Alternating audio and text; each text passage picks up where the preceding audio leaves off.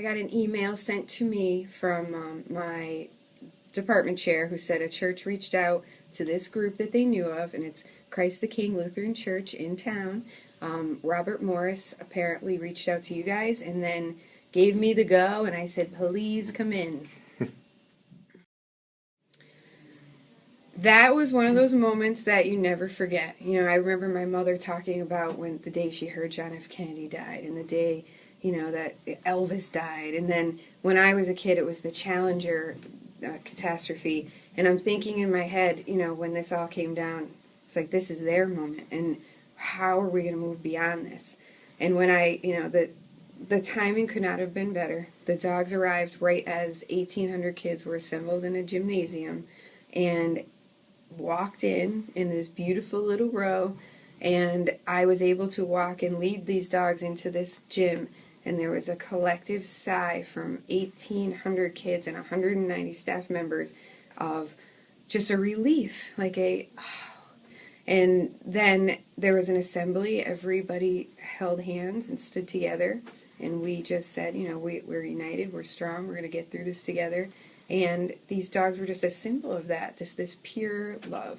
And as soon as the assembly was done, the kids came down and just circled around them and started hugging them. It literally set the tone for the rest of the healing process. And it hasn't stopped. They're still here. The first question I get asked every morning is, are the dogs here today? Every day. That's amazing.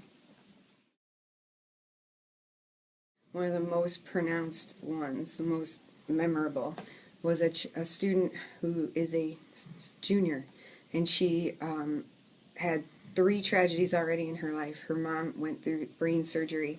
2 weeks later, her boyfriend was killed in a tragic accident, and now 2 weeks later from that, this happened.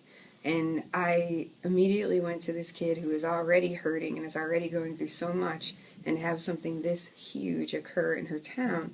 I didn't know if she was going to be able to function. And she came in, and as soon as she saw those dogs, she's like, the dogs are here. She has not left their side. She has come in at 7 o'clock every morning and sat. The fact that she can get out of bed every morning is phenomenal to me. The fact that she is in there functioning and talking, and now she's helping other kids. She's helping other kids. And she says it's because of the dogs. She said it again today. She was the first one in here today. It's amazing to me. Teachers who I didn't know, you think about the kids immediately, but then you don't realize the teachers almost are in more of a state of shock and in more need, because there's so much pressure on us. How do we help our kids that we're forgetting about ourselves? So a teacher came down and she said, I don't think I could do this. And Prince came over to her, and he's the veteran dog here, and he sat by her side and just looked up at her, and there was a picture of her holding him, and I saw her body lighten. I saw it. And she just sat with him, and she's like, I could do it. And then she sat with him for a few minutes, and then she came in the next day and had some doubts again. He visited her room, and then she was able to do it again. So it's this bridge to be able to function. This calmness, they set something, I don't know what it is, it's something indescribable. One of the teachers said it's as close as he's seen to magic happen in a long time, and it is magic because it is inexplainable. I see dogs as possessing something that people don't have, because we're so riddled with it, the day-to-day and the stress, and they don't have that. It's just pure love, compassion, and they just love people. You see them, they came in today and they're like, we're here, we're ready to work. And they just laid down they put their heads on you. And there's just something so soothing about that. We were at Reed, the intermediate school, right after the crisis occurred, when it was so new and fresh and people were still not knowing what to do. I saw a few dogs come in, and there were kids who were in the classrooms who came in, and one of them came up to me, and now they see the person that brought the dogs is the hero. I didn't bring the dogs. The dogs came here, but because I'm already associated, they said that, where the dogs, one little girl went up to the dog and she started talking. And I heard one of the little boys from Miss Soto's classroom who wouldn't talk to anybody else, told his whole story while the dog was sitting there while he was coloring. and just said it out loud, was able to say what happened. I heard another story about one of the little boys who was there as well, wouldn't get out of the car, and he saw one of the dogs on the news, and he said, I'm not going to talk to anybody else, but I'll talk to him. So that stuff is so beyond powerful, and it's been happening for the whole week. And tomorrow we're a little concerned with. Tomorrow marks the 1 week anniversary, and the first question again was, are the dogs going to be here? So just their presence for these kids is very therapeutic. It's I haven't been able to sit and think about it. I'm just going moment by moment and feeling what I'm seeing, and to wake up and know that they're going to be here to greet me gets me in here and is able to help me function.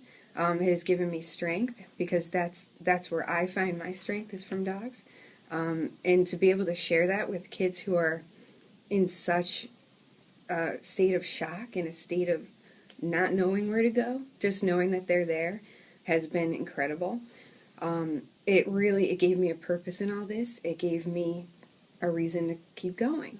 So, I always knew this before. I always knew. But now to see everybody else getting it and knowing it because they felt it, maybe I won't be touted as the crazy dog lady anymore. And maybe people will understand why I'm so passionate about what I do with my work in rescue. Because I can't understand how a being that only gives back to us can ever be caged up, or ever be discarded like trash, or ever be abused, that just doesn't make sense to me. As much as the events that happen here don't make sense. But now they're here, and we see it, and we're feeling it, and it's just, beauty came out of this horror, and that's what I'm left with. When everybody asks me how is it going in there, what's happening, I was like, honestly, it's been pretty amazing. And the students are saying that. They're writing emails and writing thank you cards. Thank you for letting these dogs in. I think 80-90% of the emails at least mention that has been a big part of the healing. Oh my God, I can't say thank you enough. We feel that. I mean, honestly, the community feels this. The media is covering everything is crazy right now. There's trucks, there's people everywhere, there's monuments, there's so much going on, that the simplicity of just these prayers and these dogs, and the feeling that we're getting of this support is enormous. It's something that you can't describe, and it works. It does work. We feel that here. Every kid, these kids are resilient. They're incredible. They're strong, and I don't think that we would have been able to do that without this kind of support from everywhere. So I thank you from the bottom of my heart. We're in this bit. We're in here. We're in this. We're living it. So to watch it from afar, people are seeing stuff that we are not. All we can do is feel. So it has been strengthening. It has been incredible. So I said to somebody once who has a little boy around the age of 6, around the age of the babies that we lost, and I said, just raise your kid knowing, and let them know that there is more good out there, and one sick, evil person will never take that. They'll never take that away.